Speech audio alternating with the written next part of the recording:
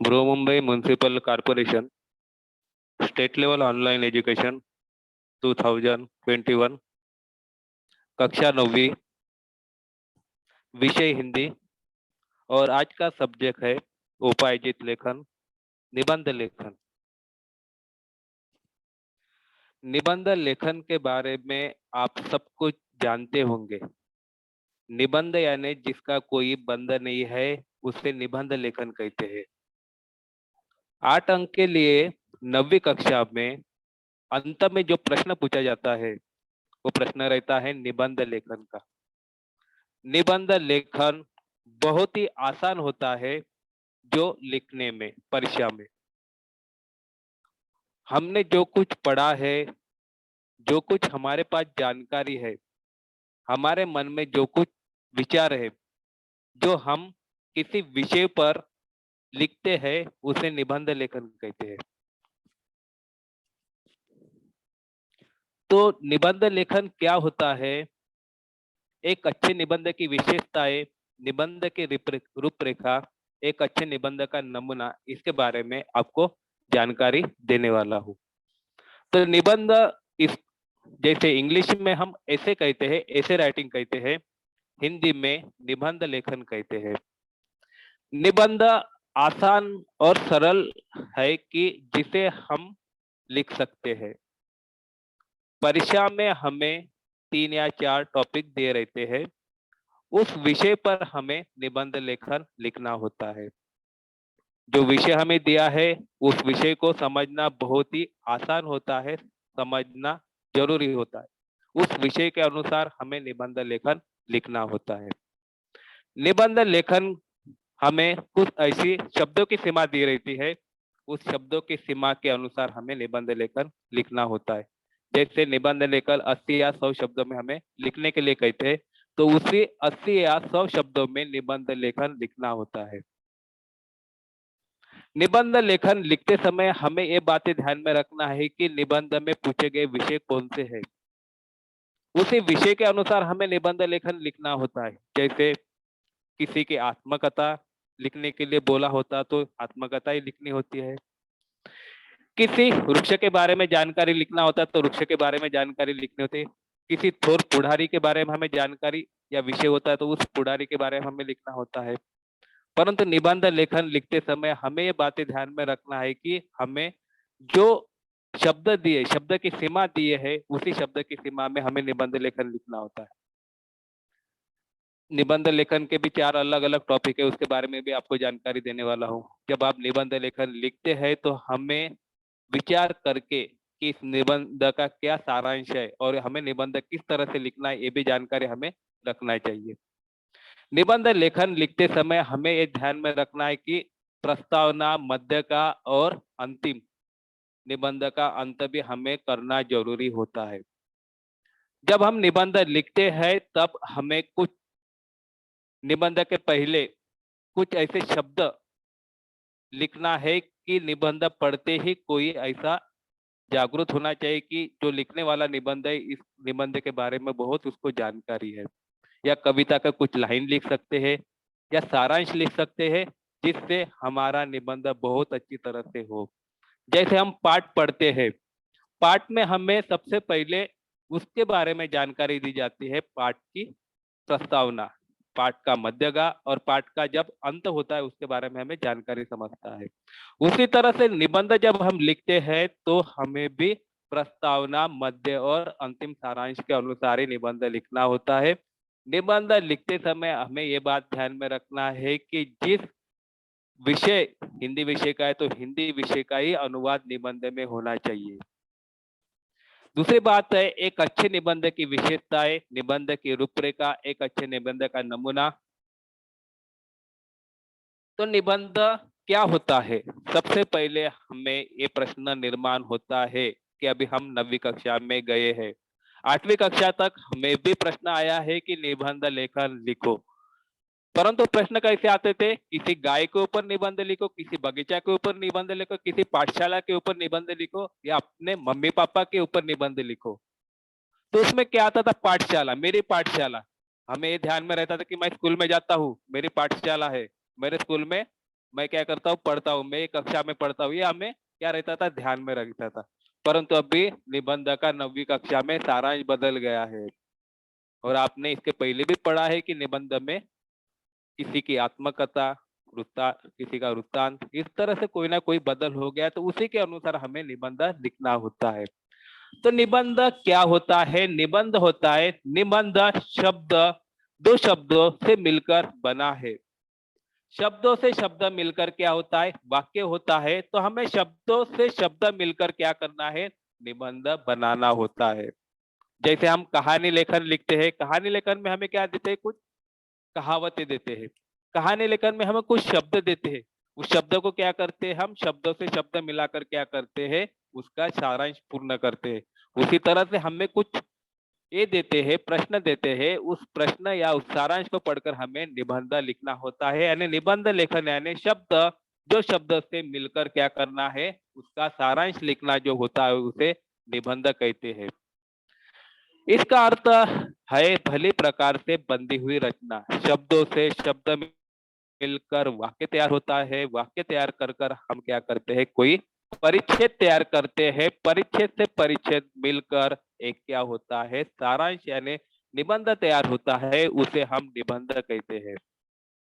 जब भी हमें निबंध लिखना होता है तो ये हमें ध्यान में रखना है कि पाठ हमें प्रश्न पत्रिका में किस विषय पर निबंध दिया है, उसको अच्छी तरह से पढ़ना है, सोचना है, उसकी प्रस्तावना लिखना है, ध्यान में रखना है और आपको निबंध शुरू करना है। जब भी आप निबंध की शुरुआत करते हैं तो सबसे पहले जो टॉपिक दिया है, जो विषय दिया है, उसको बोल्ड अक्षरों से यानी ठड़क मुद्दों अक्षरों से आपको लिखना जरूरी होता है।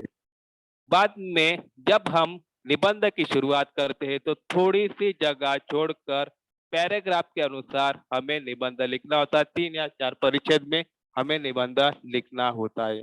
यानी जब हम निबंध की शुरुआत करते हैं तो 80 या 100 शब्द में हमें निबंध लिखना होता है।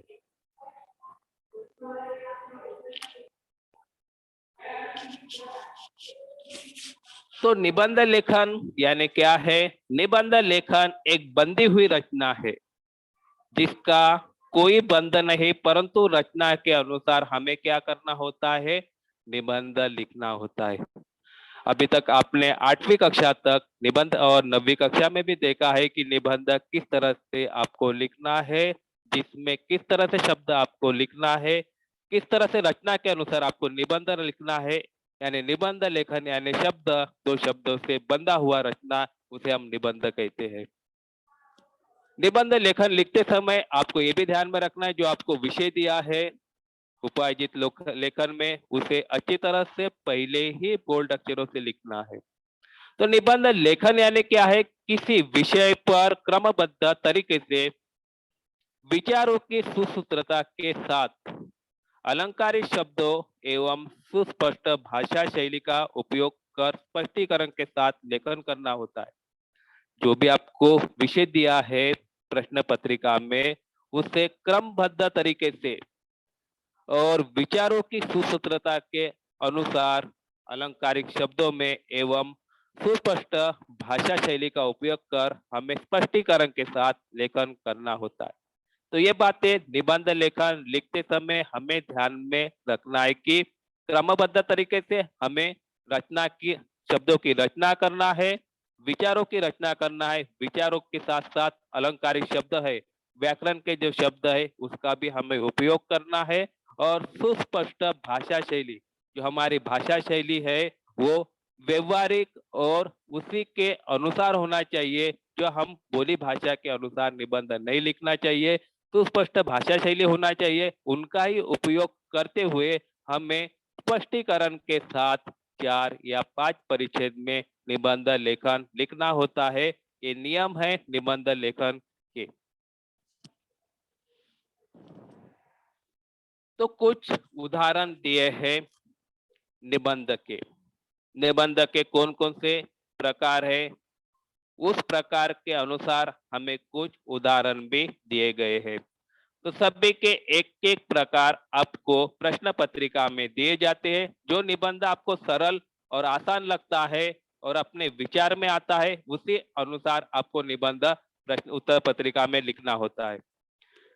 पहला जो निबंध का टॉपिक रहता है वो रहता है वैचारिक।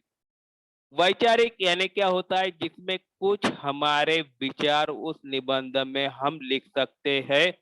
वैचारिक निबंध इस तरह से होता है कि जिसमें कुछ कुछ शब्द सही और कुछ शब्द क्या रहते हैं, कुछ टॉपिक क्या रहता है, गलत रहते हैं। तो हमें क्या रहता है वैचारिक निबंध में, गलत निबंध में उसके बारे में डिबेट रहता है। जो हमें विषय दिया रहता है उस विषय के बारे में उसे सही भी हमें लिखना होता है, उस विषय के बारे में हमें गलत भी लिखना होता है। तो हमारे क्या विचार है, जो विषय दिया है उसके बारे में हमारे सही क्या विचार है, उस विचारों को भी हमें उस निबंध लेखन में लिखना होता है। उसके बाद में हमें उस विचारों से हम संतुष्ट नहीं है, हमें इस विचारों से हमें गलत लग रहा है, वो गलत विचार भी हमें निबंध लेखन में लिखना होता है। दोनों इसमें पार्टिसिपेट करते हुए वैचारिक निबंध लिखना होता है। जैसे निबंध लेखन में, वैचारिक निबंध लेखन में इस तरह से भी प्रश्न पूछे जाते हैं, सेल्फी सही या गलत। सेल्फी यानी क्या होता है, फोटो निकालना। तो इस तरह से सही या गलत, यानी सही भी हमें सेल्फी के बारे में लिखना होता है या गलत उसके बारे में भी हमें दोनों ही विचार हमें निबंध लेखन में लिखना होता है। आज का युग है, आधुनिक युग है, और उसके बाद में तंत्रज्ञान भी युग है, मोबाइल का भी युग है, कंप्यूटर का युग है, संगणक का युग है, ऑनलाइन युग है।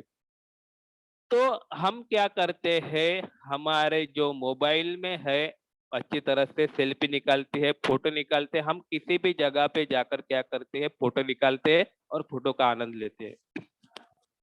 परंतु कभी कभी ऐसी ही घटना होती है कि हमें ज्यादा रियाक होते हुए कहीं रेलवे स्टेशन या कहीं पे बड़े पहाड़ों पे जाकर सेल्फी निकालते हैं और हमारा क्या हो जाता है, न मालूम होते हम सेल्फी निकालते हुए हमारे हाथ से दुर्घटना होती है। तो इसके कारण भी क्या हो जाते हैं, हम दुर्घटना के कारण गंभीर रूप से घायल हो सकते हैं। तो सेल्फी निकालना आपके लिए अच्छे है या सेल्फी निकालना आपके लिए गलत है, ये दोनों ही विचार उसमें हमें उस निबंध में लिखना होता है। तो इस तरह से विचार हमें क्या करना है, मन ही मन में तैयार करने होते हैं। उस शब्दों के अनुसार, उस शब्द के अनुसार उस वाक्य की हमें भी रचना करनी होती है। तो पहला जो टॉपिक रहता है या प्रश्न पूछा जाता है वैचारिक रहता है, उसमें भी एक प्रश्न रहता है जिसे यहाँ पे दो दिया है, सही या गलत, अकाल एक भीषण समस्या। अकाल यानी क्या होता है, बाढ़।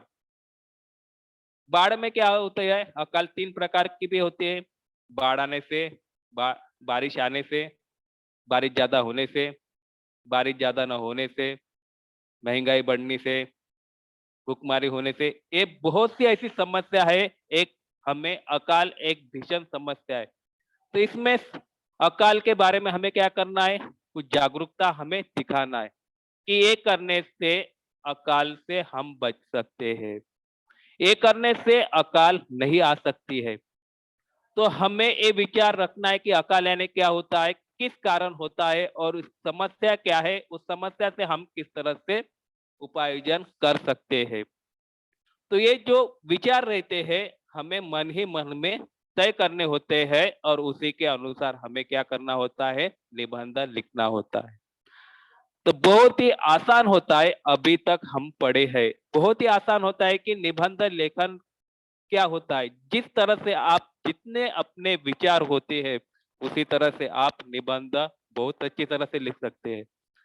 आप जिस तरह से चित्रकार जैसे होता है कि चित्रकारी में उसे ऐसा मालूम होता है कि यही कलर या यही कलर उसमें भरने से ये चित्र बहुत ही सुंदर दिखेगा, उसी तरह से अपने विचार भी निबंध लिखते समय बहुत अच्छे सुंदर विचार होना चाहिए कि मैं ये निबंध लिख रहा हूँ, मैं 80 या 100 शब्द लिख रहा हूँ, इससे जो पढ़ने वाला है वो बहुत ही मेरे विचार से जागरूक होगा और मुझे अच्छी तरह से मार्क मिल। तो निबंध लिखते समय हमें भी ये बात ध्यान में रखना है, शब्दों के बारे में हमें ध्यान में रखना है, व्याकरण के बारे में हमें ध्यान में रखना है। और विचार जब हम लिखते हैं तो उसी विचार हमें, जो विचार लिख रहे हैं सादे और शुद्ध रूप में होना चाहिए, नहीं तो आपकी भाषा और विचार इसमें बहुत सी ज्यादा ये होना ही होना चाहिए। तो इसी तरह से हमें ध्यान में रखना है कि निबंध किस तरह से हमें लिखना है। ऐसे 3 या 4 टॉपिक है, उसके बारे में मैं निबंध के बारे में आपको 4 प्रकार है और 4 प्रकार किस तरह से आपको निबंध आते हैं इसके बारे में भी आपको जानकारी देना वाला हूँ। दूसरा जो प्रकार आता है वर्णनात्मक प्रकार।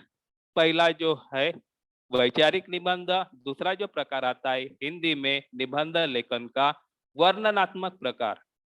वर्णन यानी किसी जगह का हमें वर्णन करते हुए उसके बारे में जानकारी लिखना। जैसे हम कहीं नदी के किनारे बैठे हुए हैं और उस नदी का वर्णन कर रहे हैं, उसे वर्णनात्मक निबंध कहते हैं। किसी बगीचे में बैठे हुए और बगीचे का हम आनंद ले रहे हैं और बगीचा में जो घटी हुई घटना है उसका वर्णन है, उसके बारे में हम निबंध में लिख रहे हैं, उसे वर्णनात्मक निबंध कहते हैं। किसी पाठशाला में बैठे हैं और पाठशाला में पढ़ा रहे टीचर के बारे में, उनके बारे में वर्णन हम लिख रहे हैं, तो उसे वर्णनात्मक निबंध कहते हैं। किसी विज्ञान प्रदर्शनी में गए हैं हम और विज्ञान प्रदर्शनी में दिखाई जाने वाले प्रदर्शन और उसके बारे में जो हम जानकारी लिखते हैं, उसे वर्णनात्मक निबंध कहते हैं। तो वर्णनात्मक निबंध यानी किसी देखे हम आंखों से देखा हुआ और आंखों से देखे हुए विचारों को हम वर्णनात्मक रूप से लिखते हैं शब्दों के द्वारा, उसे वर्णनात्मक निबंध कहते हैं। जैसे वर्णनात्मक निबंध के कुछ ऐसे विषय भी रहते हैं, जैसे यहाँ पे दिया है नदी किनारे की एक शाम। तो नदी किनारे हम गए, नदी किनारे हम बैठे हैं, बहता हुआ पानी है और सूरज है, सूरज धीमे धीमे ढल रहा है, पंछी भी अपने घर जा रहे हैं और जो नदी है बहुत ही शांत हो गई है। ये जो हम नदी किनारे जो वस्तु का हम ये करते हैं, उस विचार लिखते हैं, उसे वर्णनात्मक निबंध कहते हैं। जैसे यहाँ पे नदी दिया है, तो नदी के बारे में हमारे मन में बहुत ही विचार आते हैं। नदी है, बह रही है, आजू बाजू में पेड़ है, घर है, उसके बाद में पक्षी है, सूरज है। तो ये भी हमारे मन में कुछ कुछ विषय या उस वस्तु के बारे में हमें जानकारी होती है, तो उसके बारे में हम अच्छी तरह से 80 या 100 शब्द में जानकारी पेपर में लिख सकते हैं। जैसे दूसरा दिया है विज्ञान प्रदर्शनी का वर्णन। तो यहाँ पे क्या दिया है साइंस और उसका एग्जीबिशन है, उसके बारे में हमारे विचार निबंध में लिखना होता है। हम छात्र है, किसी तो भी प्रदर्शनी में हम गए थे, उसमें हमें नए नए विज्ञान के बारे में जानकारी मिली। तो किस किस के बारे में हमें जानकारी मिली, उस वस्तु का हम प्रदर्शनी के बारे में हम बता सकते हैं, उसका वर्णन बता सकते हैं। तो ये जो हमने देखा हुआ है और उसका हम वर्णन करने करने वाले हैं, उसे वर्णनात्मक निबंध कहते हैं। तो दूसरा हमने टॉपिक ये देखा है, पहला टॉपिक हमने ये देखा है वैचारिक निबंध। निबंध का दूसरा टॉपिक है वर्णनात्मक निबंध, यानी आंखों से देखा हुआ और उसका विवरण जो हम करते हैं, लिखते हैं, उसे वर्णनात्मक कहते हैं। तो इस तरह से निबंध के विषय रहते हैं। तीसरा जो है कल्पना प्रधान। तीसरा जो हमें 4 टॉपिक आते, 4 प्रकार आते, जो आपको टॉपिक या जो विषय आपको अच्छा लगता है उस विषय पर आप अच्छी तरह से निबंध लिख सकते हैं। कल्पना यानी हम इमेज करते हैं, इमेजिंग करते हैं। जैसे कवि कहीं पे बैठते हैं और उस से अच्छी तरह से घोरते हैं, विचार करते हैं, कल्पना करते हैं और अच्छी तरह से कविता लिखते हैं। तो भी एक कल्पना प्रधान एक निबंधों का विचारों का एक विषय है। कल्पना करना यानी इमेज करना, किसी के बारे में ये करना, कल्पना प्रधान निबंध कहते हैं। तो मुझे कुछ कल्पना आती है, इमेजिंग आती है और उसके बारे में मैं कुछ लिखता हूँ, तो उसे कल्पना प्रधान निबंध कहते हैं। जैसे यहाँ पे उदाहरण दिए है, यदि किताबें न होती मैं ये कल्पना कर रहा हूँ, विचार कर रहा हूँ मन ही मन में कि किताबें न होती, हमें तो विषय मिल गया है किताबें, तो किताबों के बारे में तो हम बहुत कुछ लिख सकते हैं। न होती तो किताबें न होती तो क्या होता, हम स्कूल नहीं जाते, हम पढ़ते नहीं, हम साक्षर नहीं होते, हमें दुनिया का ज्ञान नहीं होता कुछ भी। हम आपस में बोली भाषा जो विचार है अच्छी तरह से बोल नहीं पाते। तो ये हमारे मन में क्या आते हैं, कल्पना आते हैं, विचार आते हैं।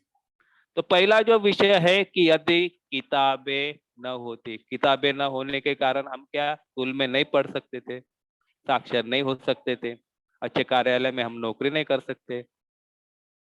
किताबें न होने के कारण हमें शब्दों से बनने वाले वाक्य, इसके बारे में भी हमें जानकारी नहीं मिलती थी। किताबें न पढ़ने के कारण हमें क्या नहीं मिलता, कुछ कहानी है, चुटकुले है, गोष्ट है, ये हमें जानकारी नहीं मिलती थी। कोई भी जानकारी हमें किताबें न पढ़ने के कारण मिलती थी। हम क्या रहते थे, साक्षर नहीं हो सकते थे। तो ये क्या रहता है, कल्पना प्रधान निबंध का विषय आपको परीक्षा में पूछा जाता है। दूसरी जो उदाहरण दिया है कल्पना प्रधान का, यदि श्यामपट बोलने लगे, श्यामपट बोलने लगे यानी क्या, हम स्कूल में पढ़ते हैं जो ब्लैक बोर्ड है, जो टीचर पढ़ाते हैं उसे क्या कहते हैं, श्यामपट कहते हैं। तो श्यामपट बोलने लगे तो हमें क्या होता है, उस शब्दों के उसके बारे में हमारे मस्तिष्क में ज्ञान निर्माण होता है।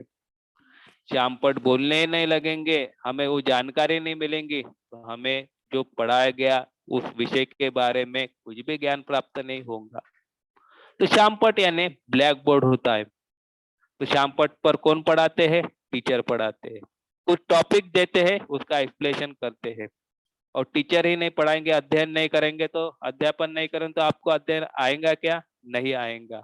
यदि श्यामपट बोलने लगे तो हमें क्या प्राप्त होगा, इसके बारे में हम कल्पना प्रदान करते हुए उसके बारे में हम जानकारी लिख सकते हैं। तो पहला जो टॉपिक आता है वो वैचारिक निबंध का, जो आपको अच्छा लगे वो आप निबंध में लिख सकते हैं। दूसरा है कल्पना, तीसरा है कल्पना प्रदान, वैचारिक और है वर्णनात्मक। और चौथा जो टॉपिक दिया गया है निबंध लेखन का, चरित्रात्मक निबंध। किसी की बायोग्राफी हमें लिखना होता है, चरित्र लिखना होता है, उसे चरित्रात्मक निबंध कहते हैं। उसके बालपन से लेके उन्होंने किए गए अच्छे कामों तक और अंत तक हम उस व्यक्ति के बारे में हम लिखते हैं, उसे बायोग्राफी या चरित्रात्मक निबंध हम लिखते हैं। जैसे हम पिक्चर देखते हैं, कई कई पिक्चर में भी हमें कुछ महान थोर व्यक्ति के बारे में जानकारी मिलती है, उसके चरित्र के बारे में जानकारी मिलती है, उन्होंने किए गए विशेष कार्य के बारे में हमें जानकारी मिलती है। और हम कुछ बुक्स में भी पढ़ते हैं किसी की बायोग्राफी, कि उन्होंने बचपन से लेके अंत तक देश के लिए, अपने कुछ समाज के लिए किए गए अच्छे कार्य के बारे में हमें बोध होता है, उसे चरित्रात्मक निबंध कहते हैं। तो चरित्रात्मक निबंध में इस तरह से विषय आता है कि मेरे प्रिय नेता, तो सबके कोई कोई प्रिय नेता वगैरह होंगे, उससे हम क्या हुए हैं, आदर्श उसका ये लेते हुए हमारे मन में भी कुछ क्या आता है, आदर्श निर्माण होता है। इस तरह से भी कुछ उदाहरण आते हैं, मेरे आदर्श व्यक्ति, कि जिन व्यक्ति से मैं प्रेरित हुआ और उन्होंने मुझे प्रेरित करके मैं इतना अच्छा व्यक्ति बना हूँ, मेरे आदर्श व्यक्ति। आपके आदर्श व्यक्ति जैसे मेरे माता पिता भी हो सकते हैं, कि जिन्होंने मुझे मोटिवेशन किया और मैं अच्छा महान व्यक्ति बना। मेरे आदर्श व्यक्ति में आपके टीचर भी हो सकते हैं, कि जिन्होंने आपको मोटिवेशन करके आप अच्छी तरह से परीक्षा में आसान तरीके से अच्छी तरह से मार्क प्राप्त करके आप बड़े व्यक्ति बने हुए। तो ये जो टॉपिक रहता है, विषय रहता है, तो जिसे हम किसी के व्यक्ति के चरित्र के बारे में बायोग्राफी लिखते हैं, उसे हम चरित्रात्मक निबंध कहते हैं। तो इसमें ये विषय आता है चरित्रात्मक निबंध में, मेरे प्रिय नेता जिसमें हम किसी खिलाड़ी के बारे में भी लिख सकते हैं या किसी नेता के बारे में लिख सकते हैं। और दूसरा जो आता है मेरे आदर्श व्यक्ति, जो हमारे गुरुजी है, टीचर है, माता पिता है, उन जिनसे हम प्रेरित हुए हैं, उनके बारे में हम चरित्रात्मक रूप से निबंध लिख सकते हैं। तो ये 4 टॉपिक जो आपको निबंध विषय रहते हैं, निबंध में दे रहे थे, आपको जो अच्छा लगता है उसी के अनुसार आपको निबंध लिखना होता है। 4 विषय दिए हैं, 4 ये दिए है, तो कोई भी आपको एक सिलेक्ट करना है कि मुझे निबंध अच्छी तरह से लिख सकता हूँ, मुझे वैचारिक निबंध अच्छी तरह से लिखना आता तो वैचारिक निबंध लिख सकते हैं। मुझे चरित्रात्मक निबंध अच्छी तरह से आता है तो मैं चरित्रात्मक निबंध आपको लिख सकते हैं। जो आपको आसान लगता है उसी के अनुसार आपको निबंध लिखना है। परंतु ये बातें आपको निबंध लेखन करते समय ध्यान में रखना है कि जब हम निबंध लिखते हैं तो भाषा की शैली बहुत सरल और अच्छी तरह से होना चाहिए। जब भी आप निबंध लिखते हैं तो अपने अक्षरों पे भी ध्यान रखना है कि जो निबंध लिख रहा हो तो पढ़ने वाला अच्छी तरह से पढ़ सके कि मैंने क्या निबंध में लिखा है। निबंध की शुरुआत हमें अपने विचारों से करना है, नहीं तो निबंध में जो विषय दिया है, जैसे जो जो विषय देते हैं उसमें हम क्या कर सकते हैं, कोई भी एक मन में कविता लिख सकते हैं, चुटकुले लिख सकते हैं, जिससे ये मालूम होना चाहिए कि निबंध का आरंभ बहुत अच्छी तरह से किया है। निबंध जब हमें लिखना है तो उस निबंध में हमें प्रस्तावना से शुरू करना है, बाद में हमें निबंध का विषय बढ़ाना है, मध्य में अंत में उसका समापन करना है। 4 या 5 परिच्छेद में 80 या 100 शब्दों में आप अच्छी तरह से निबंध लिख सकते हैं। निबंध हमें भूतकाल में लिखना है, कुछ निबंध वर्तमान काल में भी लिखना है, और हमें भाषा और व्याकरण के अनुरूप ही निबंध लेखन लिखना जरूरी होता है। और एक महत्वपूर्ण बात है, जब आप निबंध लेखन करते हैं, जब आप पाठ पढ़ते हैं तो पाठ में हमें विराम चिन्ह दिखाई देते हैं, विराम चिन्ह का उपयोग दिखाई देता है। उसी तरह से हम जब निबंध की शुरुआत करते हैं, तो हमें जब शब्दों से वाक्य की रचना करते हैं तो हमें भी क्या करना है, विराम चिन्हों के ऊपर भी ध्यान देना है। तो पढ़ने वाला या देखने वाला ये पहले बात देखता है कि इन बच्चों ने किस तरह से निबंध लिखा हुआ है, उसकी भाषा शैली किस तरह से है, निबंध की व्याकरण के अनुसार इन्होंने निबंध लिखा है। और चौथी बात जो है, विराम चिन्हों के ऊपर भी ध्यान देते हैं। जितना ये बातों पे आप ध्यान देंगे उतने अच्छी तरह से आप निबंध लिख पाएंगे। तो निबंध लेखन लिखते समय विचार भी करना है, थोड़ा सा विचार करने मुझे क्या लिखना है और विषय क्या दिया है, उस विषय के अनुसार ही आपको शब्दों के अनुसार शब्दों की रचना करके वाक्यों में रूपांतर करते हुए आपको निबंध लेखन लिखना है। तो निबंध के अंग कैसे होते हैं, यह महत्वपूर्ण बात है कि निबंध के अंगों के जैसे कुछ विज्ञान है, गणित है, उसमें कुछ नियम रहते हैं, उसी तरह से हमें भी निबंधों में नियम रहते हैं। उसी नियमों के अनुसार निबंध का विश्लेषण करना बहुत ही जरूरी होता है। तो निबंध के अंग में सबसे पहले हमें ये बात ध्यान में रखनी है, शीर्षक। अभी नदी किनारे एक शाम, तो शीर्षक हमें लिखना है। जैसे पाठ में हमें शीर्षक पाठ का नाम दिया रहता है, उसी तरह से शीर्षक भी जब हम निबंध की शुरुआत करते हैं तो सबसे पहले हमें शीर्षक के ऊपर ध्यान देना बहुत ही जरूरी होता है। मैंने एक टॉपिक दिया, नदी किनारे एक शाम, तो उस निबंधों को उसी पेज पे नए पेज से शुरुआत करना है, प्रश्न क्रमांक लिखना है और बोल्ड अक्षरों से, ठड़क अक्षरों से लिखना है कि नदी किनारे एक शाम। शीर्षक को बहुत ही महत्वपूर्ण ध्यान दिया जाता है निबंध लेखन करते समय। तो शीर्षक यानी क्या होता है, शीर्षक आकर्षक होना चाहिए ताकि लोगों में निबंध पढ़ने की उत्सुकता पैदा हो जाए। जो भी अभी तो हमें परीक्षा में तो टॉपिक दिया रहता है कि जो टॉपिक दिया उसी के अनुसार हम शीर्षक लिख सकते हैं, परंतु शीर्षक भी कैसा होना चाहिए, जब हम निबंध लिखते हैं, बड़े बड़े कॉम्पिटिटिव एग्जाम है, स्पर्धा एग्जाम है, उसमें भी निबंध लेखन आपको दिया जाता है। तो ये बातें हमें ध्यान देना है कि जब हम निबंध लिखते हैं तो आकर्षण और जो शीर्षक होता है आकर्षक होना चाहिए, और पढ़ने वाले जब वो शीर्षक पढ़ते हैं तो उससे क्या होना चाहिए, उत्सुकता निर्माण हो जाना चाहिए। जैसे हम पिक्चर में टाइटल देखते, पिक्चर का नाम देखते, नहीं ये पिक्चर का टाइटल ही पढ़ते हुए हमें समझ में आता कि पिक्चर बहुत सुंदर होगा। तो उसी तरह से हमें भी शीर्षक जब देते हैं तो पढ़ने वाला भी क्या होना चाहिए, खुश होना चाहिए और उसे पढ़ने की दिलचस्पी निर्माण होना चाहिए। इस तरह से हमें शीर्षक लिखना बहुत ही जरूरी होता है। दूसरा जो निबंध का अंग है प्रस्तावना, क्योंकि प्रस्तावना के सिवाय हम निबंध का मध्य और अंत नहीं कर सकते हैं। प्रस्तावना निबंध नदी, तो नदी के बारे में हमें कुछ जानकारी लिखना है कि हमारे देश में बहुत सी नदी बहती है। तो हम घूमने घूमने गए थे, एक नदी के किनारे बैठे और उस नदी के किनारे हमने शाम बिताई। तो प्रस्तावना में ऐसे हमें कुछ शब्द लिखना है कि नहीं वो प्रस्तावना बहुत अच्छी लगना चाहिए। तो प्रस्तावना में निबंध की श्रेष्ठता का नींव भी होता है। इसे भूमिका भी कहा जाता है। यह अत्यंत रोचक और आकर्षक होना चाहिए। प्रस्तावना जब भी हम शुरुआत करते हैं अत्यंत आकर्षक और रोचक होना चाहिए कि हमें जिस वस्तु के बारे में हम निबंध में लिख रहे हैं उसे हम अच्छी तरह से प्रस्तुत कर रहे हैं।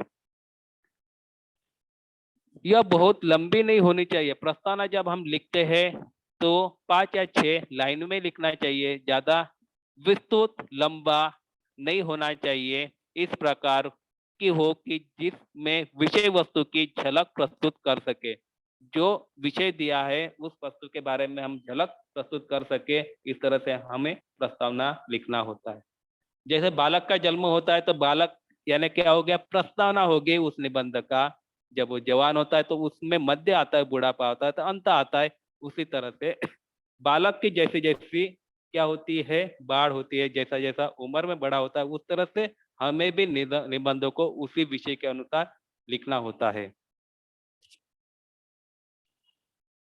आगे में दिया है निबंध के अंग में विस्तार किस तरह से करना है। तो विस्तार किस तरह से करना है, यही विचारों का विकास होता है। यह निबंध का सर्व प्रमुख अंश है। विस्तार यानी हमें उस विषय को आगे आगे आगे बढ़ाना है, उस शब्दों को आगे आगे बढ़ाना है। यही उस निबंध का क्या होता है, विस्तार होता है। यह निबंध का सर्व प्रमुख अंश होता है। इनका संतुलित अत्यंत आवश्यक है। जब हम विस्तार करते हैं तो संतुलित भी होना बहुत ही आवश्यक होता है। यही निबंधकार अपना दृष्टिकोण प्रकट करता है। जो विषय दिया है उसमें जो विषय को आगे आगे बढ़ाना, उसके बारे में विस्तार लिखना, यही निबंध का विस्तार होता है। हमने कभी कहानी पढ़े हैं, निबंध पढ़े हैं तो उसमें प्रस्तावना देते हैं और प्रस्तावना के बाद में उस विषय के बारे में आगे आगे क्या करते हैं, विस्तार पूर्वक जानकारी देते हैं, उसे ही विस्तार कहते हैं। उसके बाद में निबंध लिखते समय और हमें क्या बातों पे ध्यान देना है, जैसे उपसंहार। निबंध का समापन यानी अंत जब हम करते हैं तो उस निबंध का समापन एक निश्चित क्रम से होता है। लेखक अपना दृष्टिकोण प्रस्तुत करता है। उपदेश दूसरों के विचारों को उद्धृत कर या कविता की पंक्ति के माध्यम से निबंध का समाप्त भी कर सकता है। कुछ उपदेश वाक्य भी हम लिख सकते हैं या कविता की पंक्ति भी लिख सकते हैं। इसी तरह से हम निबंध का समापन भी कर सकते हैं। ते हो गया निबंध के अंग। इस निबंध के अनुसार अंग के अनुसार हमें निबंध लिखना होता है, कंप्लीट करना होता है। आगे में दिया है निबंध लिखते समय निम्नलिखित कुछ आवश्यक बातें का भी अवश्य ध्यान रखना होता है। कौन कौन सी बातें हैं कि निबंध लिखते समय हमें कौन कौन से बातों पे ध्यान रखना होता है। निबंध यानी किसका कोई बंधन नहीं है, परंतु उसमें भी कुछ बातें हैं जिसका हमें ध्यान रखते हुए निबंध लिखना होता है। तो पहली जो बातें हैं, निबंध लेखन से पूर्व विषय की जानकारी एकत्र करके एक रूपरेखा बना लेनी चाहिए।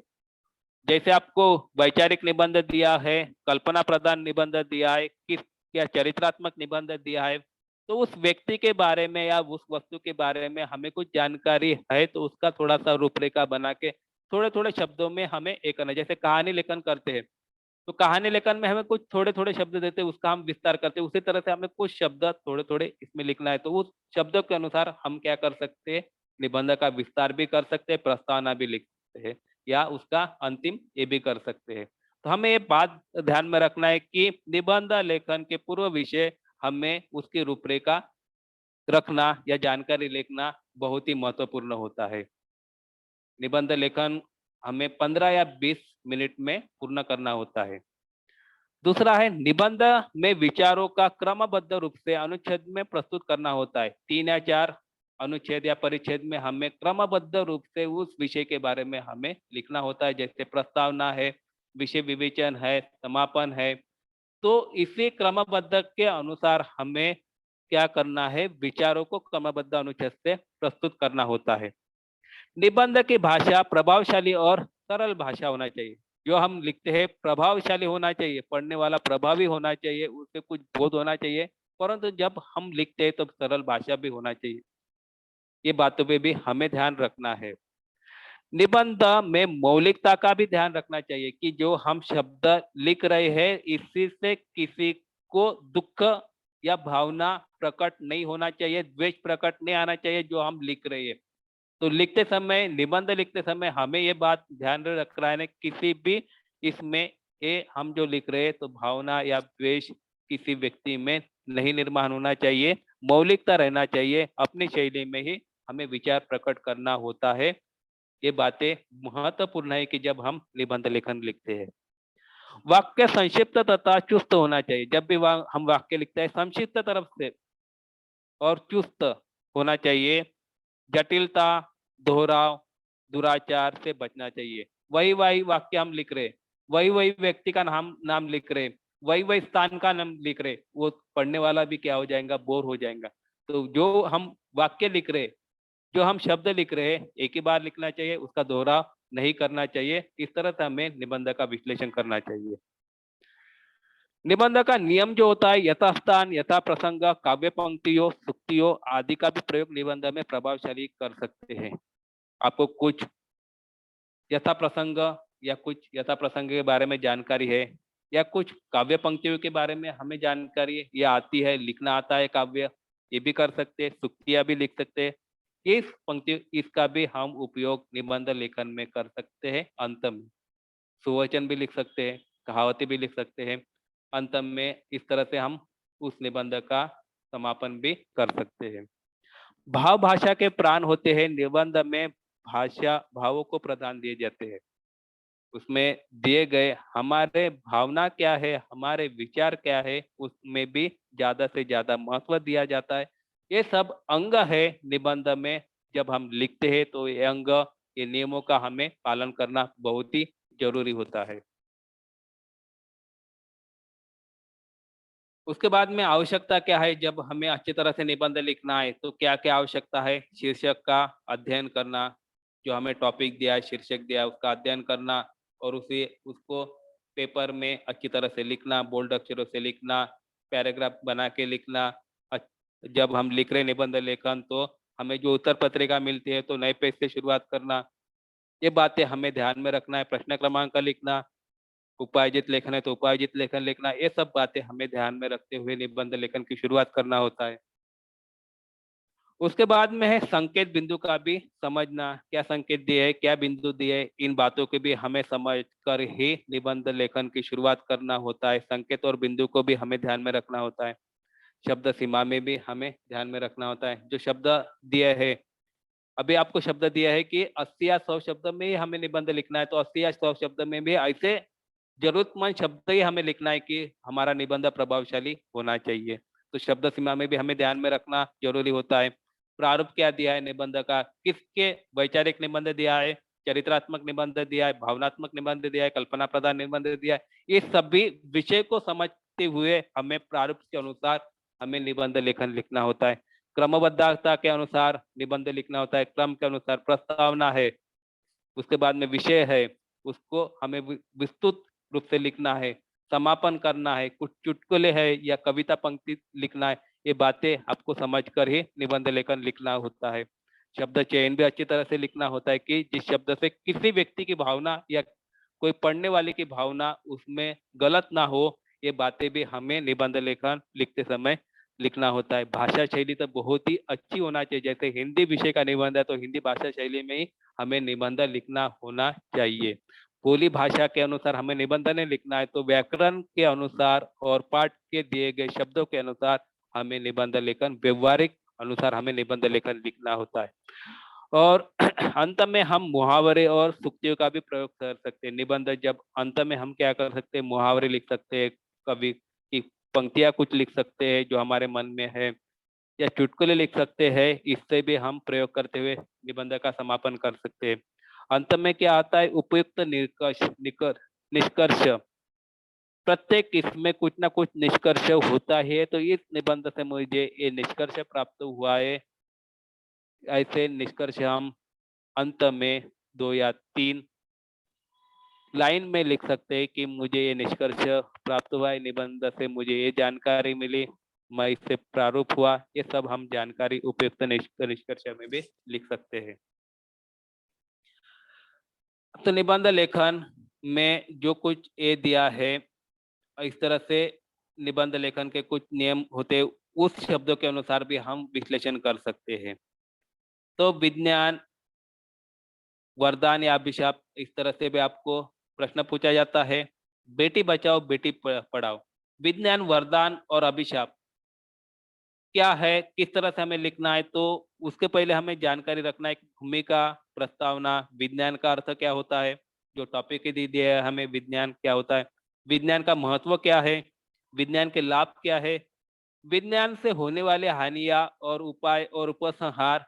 इस तरह से हमें कल्पना प्रधान निबंध, हमें इसमें जैसे मैंने बोला था सही या गलत, उस तरह से हमें भी जब इस तरह से प्रश्न दिया है तो विज्ञान के बारे में हमें इस तरह से जानकारी एक कच्चे कागज में लिखकर उसके उस तरह से हमें भूमिका प्रस्तावना विज्ञान के बारे में, तो इस तरह से जो हमारे मन में विचार रहते हैं वो विचार हम एक कच्चे इसमें लिखने का और उसका विश्लेषण कर सकते हैं। उसके बाद में दिया है बेटी बचाओ बेटी पढ़ाओ। तो बेटी के बारे में, बेटी यानी क्या होता है, बेटी के बारे में हमें प्रस्तावना लिखनी है। बेटी बचाने के बाद में और पढ़ाने के बाद में उसका महत्व क्या होता है, प्रभाव क्या होता है, लाभ और उपसंहार, ऐसे हमें कच्चे इसमें रेखांकन करना है और उस विचार को विचार मन में रखते हुए उसका हमें विश्लेषण करना होता है। तो कुछ निबंध का एक टॉपिक मैंने आपको दिया है कि इसी तरह से आपको निबंध क्या करना है, परीक्षा में लिखना है। 4 टॉपिक रहते हैं, जो आपको टॉपिक अच्छा लगता है, जो विषय आपको अच्छा लगता है उस विषय को आपको समझना है। एक कच्चे इसमें रूपरेखा बनाना है, उस रूपरेखा के अनुसार हमें निबंध का विस्तार करना है। तो निबंध पढ़ते समय सबसे पहले हमें विषय दिया है, जैसे यहाँ पे दिया है विषय समय का सदुपयोग। समय यानी क्या होता है, टाइम होता है, काल होता है, कि समय का हम सदुपयोग किस तरह से कर सकते हैं, इसके बारे में हमें निबंध में जानकारी लिखना होता है। तो सबसे पहले टॉपिक जो दिया है समय और सदुपयोग, तो दोनों का भी हमें ध्यान, समय भी दिया है, सदुपयोग, उसका सदुपयोग किस तरह से करेंगे, टाइम टेबल किस तरह से बनाएंगे। हमारे पास रहते हैं एक दिन में 24 तास, सेकंड रहते, मिनट रहते, तो उस समय के अनुसार हम किस तरह से नियोजन करते हैं, ये जानकारी हमें एक रूपरेखांकन करना जो जरूरी होता है।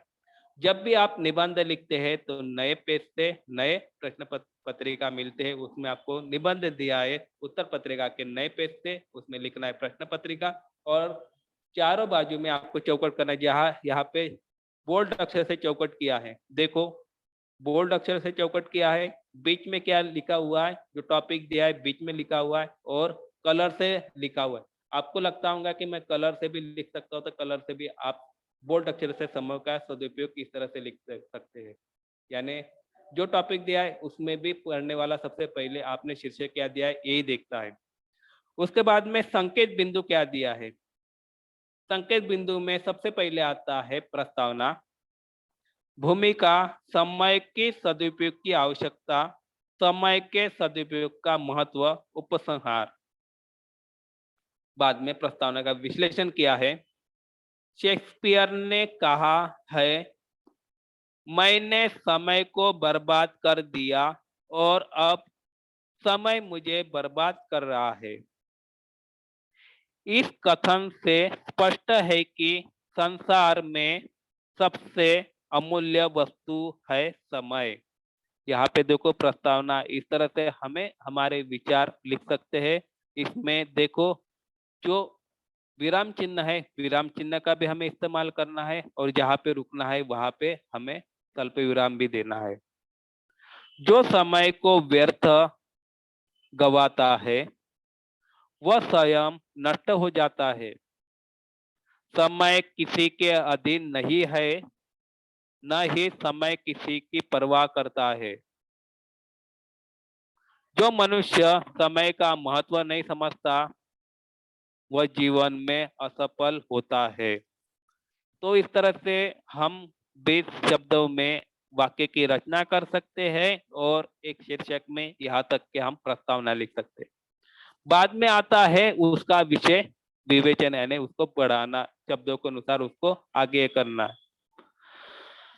तो समय किसी की प्रतीक्षा नहीं करता, वह अपनी गति से बढ़ता जाता है। ईश्वर एक बार में एक ही क्षण देता है और दूसरा क्षण देने से पूर्व उस क्षण को ले जाता है। अंततः हमें प्रत्येक क्षण का सदुपयोग करना चाहिए। समय का सदुपयोग जीवन में सफलता की कुंजी है। समय वह धन है जिसे व्यर्थ नहीं गंवाना चाहिए, क्योंकि बीता हुआ समय कभी वापस नहीं आता। समय बीत जाने पर पछताने का क्या लाभ। इसलिए कहा है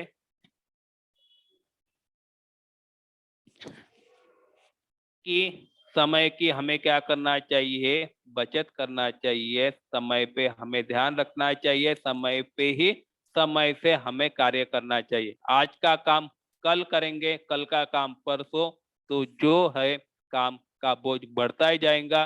तो जो काम है, जो पढ़ाई है, उसी समय पर हमें पूर्ण करना चाहिए। इसीलिए इस तरह से हमें निबंध लिखना होता है। और एक जो दूसरा जो दिया है, भ्रष्टाचार एक गहन समस्या। अभी हम भारत में रहते हैं, कोई भी चीज या कोई भी हासिल करना है वस्तु, हमें तो कोई ना कोई इसमें भ्रष्टाचार होता ही है। तो भ्रष्टाचार एक समस्या, इस तरह से भी हमें निबंध लेखन के विषय पूछा जाता है। तो भ्रष्टाचार यानी क्या होता है, इसके बारे में हमें अच्छी तरह से समझना बहुत ही महत्वपूर्ण होता है। तो निबंध की शुरुआत इसी तरह से करना है और प्रस्तावना इस तरह से हमें लिखना है कि भारत के सामाजिक जीवन में आज भ्रष्टाचार का बोलबाला है। यह एक कहावत बन गई है कि रिश्वत लो और पकड़े जाने पर रिश्वत देकर छूट जाओ। हम किसी कार्यालय में देखते हैं कि जो कार्य हमें 1 महीना लगता है, वो कार्य हमें 1 दिन में पूर्ण करते हैं। तो रिश्वत लेते हुए हम क्या करते हैं, वही कार्य आसानी से पूरा करते हैं। रिश्वत लो और रिश्वत से छूट जाओ। जैसे हम कहीं घूमने जा रहे हैं, मेरे पास गाड़ी है और मैंने सोचा कि मैं कहीं से टहल के आता हूँ। और वाहतुक का कुछ नियम है कि जब हम गाड़ी पे जाते हैं तो हमारे पास में सर के ऊपर हेलमेट रहना चाहिए। वाहतुक का एक नियम है कि जो लाइसेंस है, परवाना है, वो गाड़ी का परवाना होना चाहिए। परंतु ये बात में मैं ध्यान नहीं दिया और मैं घूमने गया। आगे में मुझे सिग्नल दिखा, सिग्नल में मुझे पुलिस वाले ने पकड़ा और बोला कि आप मुझे आपके गाड़ी के कागज दो, परंतु मेरे पास न रहने के कारण मैंने उनको नहीं दिया। तो वो ट्रैफिक पुलिस क्या करता है कि जो आपका जुर्माना है वो चालान देता है। तो उसके बचने के लिए हम क्या करते हैं, नहीं ये चालान मुझे किसी ऑफिस में देना पड़ेगा, मुझे 1 महीना ये करना पड़ेगा, हम किसी को रिश्वत देते हैं। तो वो काम मुझे महीने भर में होना चाहिए, तो एक दिन में मैं क्या करता हूँ, पूरा करता हूँ। यानी हम ही क्या करते हैं, रिश्वत देते हैं और रिश्वत के लिए रिश्वत को ही बढ़ावा देता है। तो भ्रष्टाचार हमारे भारत में बहुत बड़ी एक समस्या है। नियम और कानून की रक्षा करने वाले सरकारी कर्मचारी सबसे बड़े भ्रष्टाचारी बन गए हैं। भ्रष्टाचार का प्रवाह ऊपर से नीचे और बहता है। जब देश के अनेक मंत्री स्वयं भ्रष्टाचार या घोटाले में लिप्त हो, उस देश का चपरासी तक भ्रष्ट हो जाता है।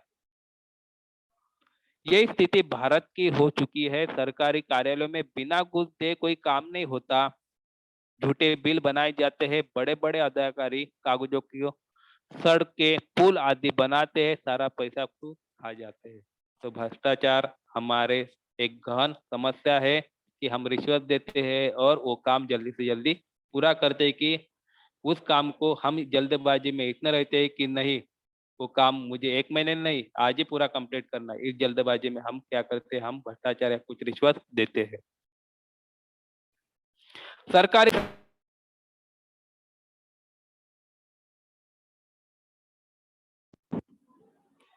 सरकारी सर्वेक्षण बताते हैं कि किसी भी योजना के लिए दिया गया 75% पैसा तो अधिकारी ही खा जाते हैं। अब तो प्रीमियम, डोनेशन, सुविधा शुल्क और नए नए नामों का भी भ्रष्टाचार की व्यवस्था अंग बना दिया गया है।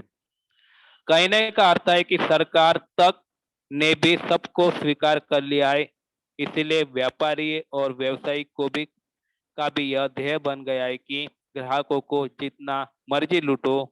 कर्मचारी ने भी सोच लिया है कि रिश्वत लो और काम से बचो। भ्रष्टाचार मनुष्य को बदनीयती से कारण बढ़ा और उसमें सुधार करने से यह ठीक होगा। समाज के नियमों का पालन करने के लिए परिवार तथा विद्यालय में संस्कार दिए जाना बहुत ही जरूरी है।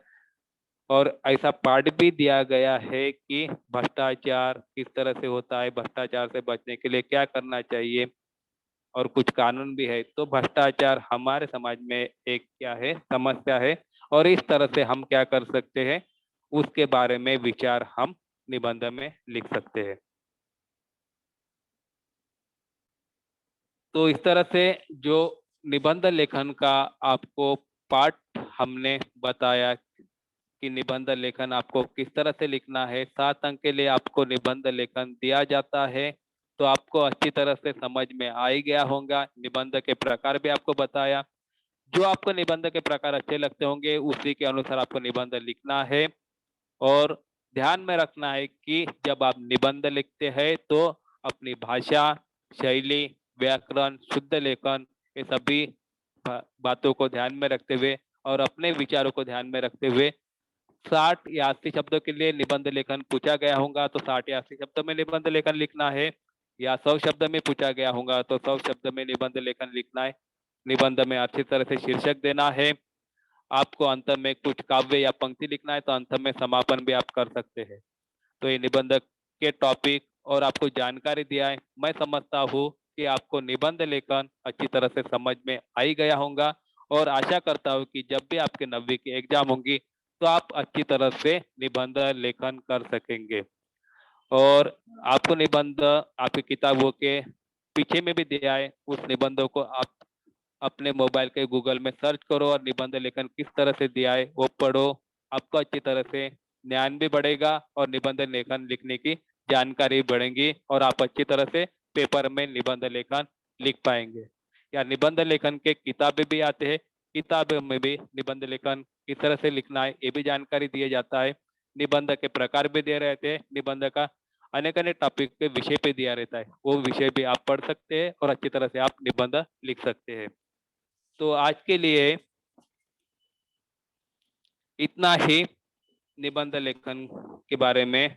और कुछ डाउट है निबंध लेखन का तो आप पूछ सकते हैं।